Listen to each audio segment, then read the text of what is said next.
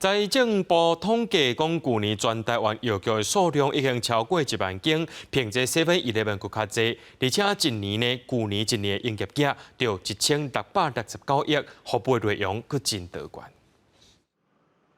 伫个街仔路，你敢有发现？伫台湾的街仔路，四界拢会当看到药局，甚至是短100公尺都有2间药局。第一个当然是要看起来就是比较现代化，然后比较明亮式的，然后里面的装潢那些会让我看起来比较舒适的，我才想要走进去。新旧都无所谓，最主要他们整理干净。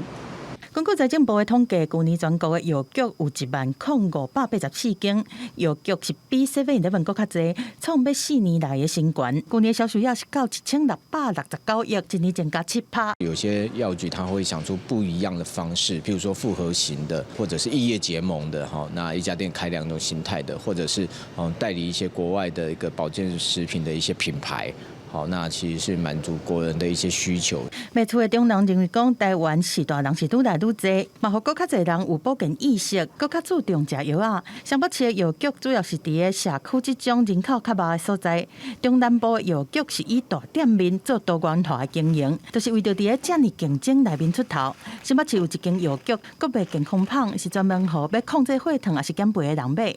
是一般民众，然后没有多一种选择这样子。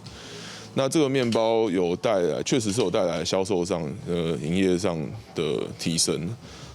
提升的数据就大概是1成左右。用多元化去经营的药局，还有一间真有名的连锁药局，伊是兼卖红婴仔的用品，互妈妈会当一摆拢买好交全。还有药局是放足侪红仔，请大家入来看。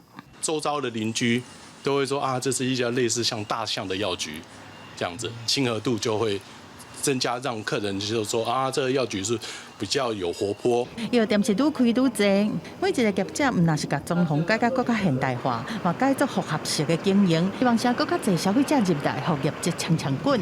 记者综合报道。